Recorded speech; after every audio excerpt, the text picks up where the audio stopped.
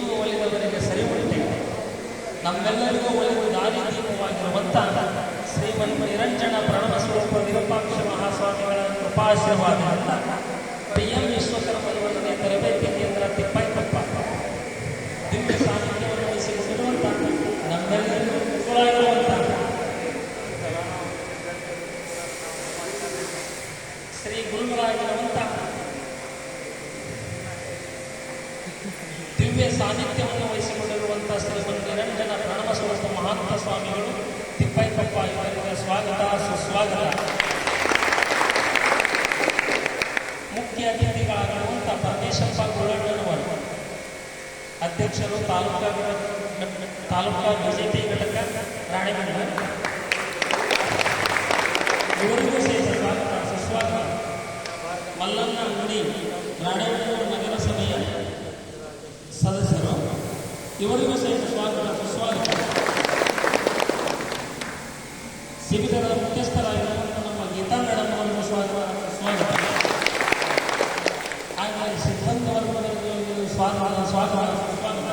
ಶಿಬಿರಾರ್ಥಿಗಳಿಗೂ ಸ್ವಾಗತ ಸುಸ್ವಾಗತ. ಇಷ್ಟು ಹೇಳಿ ಸ್ವಾಗತ ಭಾಷಣವನ್ನು ಮುಗಿಸುತ್ತೇನೆ. ಧನ್ಯವಾದಗಳು.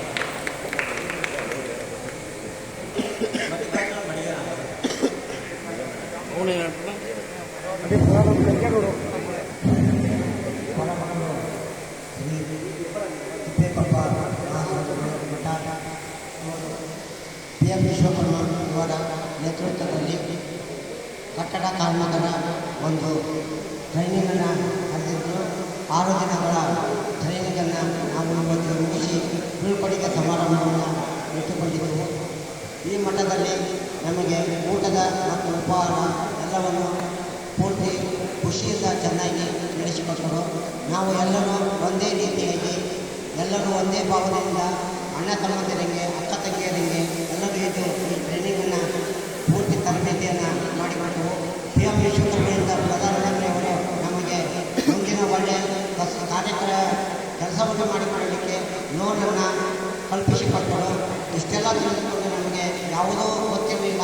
ಇಲ್ಲಿ ಬಂದು ನಾವೆಲ್ಲ ತಿಳಿದುಕೊಂಡಿದ್ದೆವು.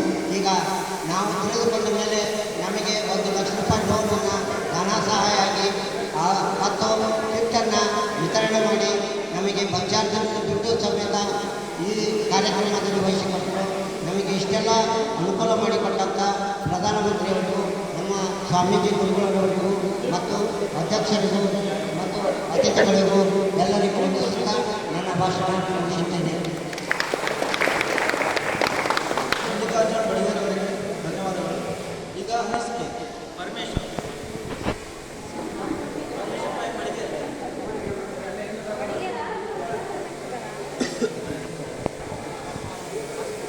ಪರಮೇಶ್ವರ ಬಳಿಗೆ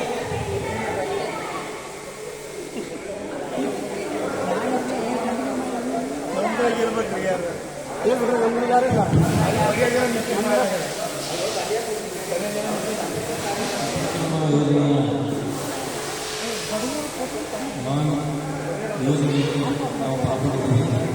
ನಮಗೆ ಎಲ್ಲ ಅನಿಸಿಕೆಗಳಿಂದ ವಿಶ್ವಾಸವಾಗಿರ್ತಕ್ಕಂಥ ನಮ್ಮ ಮೂಕಜ್ಜನವರ ಮಠದಲ್ಲಿ ನಾವು ಈ ರೀತಿ ಸೌಕರ್ಯದೊಂದಿಗೆ ಈ ಒಂದು ಟ್ರೈನಿಂಗನ್ನು ತಗೊಂಡು ಅಂತ ನಮ್ಗೆ ಅಂದ್ಕೊಂಡಿರಲಿಲ್ಲ.